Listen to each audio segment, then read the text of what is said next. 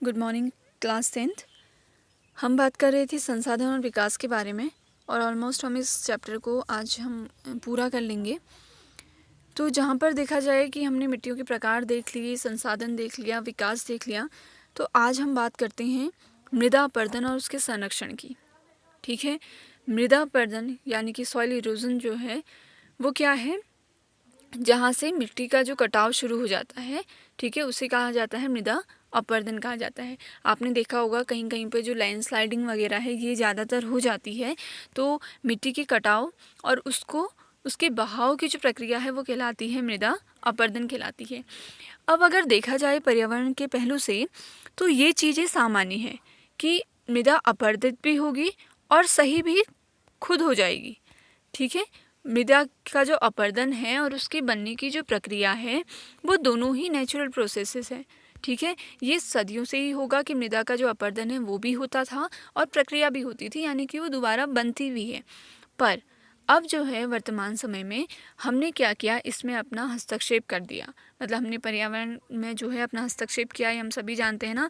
तो इस वजह से ये जो संतुलन था, ये जो बैलेंस था वो बिगड़ चुका है। ठीक है, अब हम क्या कर रहे हैं, वनों का कटाव कर रहे हैं। ठीक है, और खनन कार्य हो रहा है, बड़े बड़े रासायनिक चीज़ों के द्वारा हम पृथ्वी पर चट्टानों को काट रहे हैं। ठीक है, तो ऐसे में इन सारी प्रक्रियाओं के कारण हमने अपनी मृदा का जो अपरदन है उसकी जो मात्रा है वो बढ़ा दी है। ठीक है, तो इस वजह से आज हमें आवश्यकता पड़ती है कि जिस मिट्टी में हम रहते हैं उसके संरक्षण की आवश्यकता पड़ती है। ठीक है, और तो सबसे पहले ये समझ लीजिए कि मृदा अपरदन क्या है। मृदा अपरदन क्या है, मिट्टी के कटाव को हम अगर सामान्य भाषा में आपको सीखना है तो हम कह सकते हैं कि जो मिट्टी का कटाव होता है उसी की प्रक्रिया, मिट्टी कटाव की जो प्रक्रिया है वो कहलाती है आपका मृदा अपरदन कहलाती है। ठीक है, मैंने आपको ये भी बताया कि ये जो मृदा अपरदन है ये एक प्राकृतिक क्रिया है। ठीक है, और मिट्टी का बनना और उसका अपरदित होना ये दोनों चीज़ें प्राकृतिक थी, नेचुरल चीज़ें हैं। पर अब वर्तमान में मनुष्य के हस्तक्षेप द्वारा जैसे उसने वनों को काटना ज़्यादा शुरू किया, पशुचारण ज़्यादा हो रहा है, निर्माण कार्य ज़्यादा हो रहा है, जंगल आप देखें तो ज़्यादा से ज़्यादा कट रहे हैं। अगर आप अपने ही पहाड़ में देखें तो जो रोड बनी है हल्द्वानी नैनीताल रोड, उसमें क्या है, अधिकतर मात्रा में कटान हुआ और आपने देखा होगा, कुछ समय पहले सुना होगा न्यूज़पेपर में कि अधिक से अधिक वहाँ पे हानि लैंडस्लाइडिंग से हुई है, क्योंकि हमने क्या किया, वहाँ के जो जंगल हैं उन्हें काटना शुरू किया। ठीक है, तो इस तरीके से आज हमें ज़रूरत पड़ती है, अपनी मृदा के संरक्षण की आवश्यकता पड़ती है। ठीक है, मृदा अपरदन समझ गए आप। जो संरक्षण यही है कि किस तरीके से ऐसी चीज़ों को नियंत्रित किया जाए कि हम वनों का कटान कम से कम करें। अगर आवश्यक है वन का कटान तो हम उसके बदले वन की स्थापना करें। ठीक है, धीरे धीरे पेड़ लगाएं और जब तक जो है ज़रूरी ना हो पर्यावरण से छेड़छाड़ ना करें। ठीक है, और इस बैलेंस को, जो नेचुरल बैलेंस है, उसको हमें जो बिल्कुल भी इम्बैलेंस नहीं करना है। ठीक है, इसके बाद जैसे बात आती है कि जब भी मृदा अपरदन होता है तो वो क्या करता है, मिट्टी में एक वहिकाओं का निर्माण करता है। वहिकाएं मीन्स कि जो नालियों का निर्माण करता है। ठीक है, ये इन्हें क्या कहते हैं, अवनलिकाएं कहते हैं। कभी भी मिट्टी में जब पानी की मात्रा ज़्यादा हो जाए तो आप खुद भी देखेंगे कि ये जो गड्ढे हैं वो बन जाते हैं, जिसे अवनलिकाएं कहते हैं। ठीक है, इन्हें क्या कहते हैं, अवनलिकाएं कहते हैं। और ऐसी भूमि फिर जोतने योग्य नहीं रह जाती, यानी कि कृषि के योग्य नहीं रह जाती, क्योंकि इसकी लैंडस्लाइडिंग जो है वो काफ़ी ज़्यादा होती है।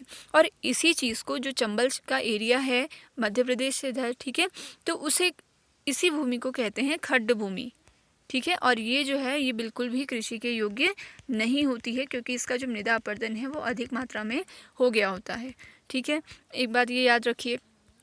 अब देखिए, मृदा अपरदन इसलिए, और अगर जो अपरदन है, मिट्टी का जो कटान है वो पवन द्वारा होता है। जैसे आपने देखा होगा ना कि तूफान वगैरह आते हैं, रेगिस्तान में आप देखें तो काफ़ी जो हवाओं की स्पीड है वो ज़्यादा रहती है।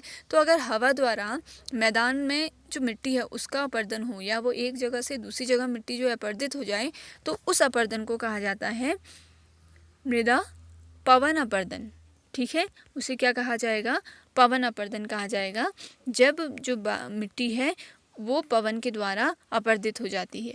ठीक है, अब देखिए, एक कारण ये भी था कि हमने वन जो हैं वो ज़्यादा काट लिए, तब हमारा मृदा अपरदन हुआ।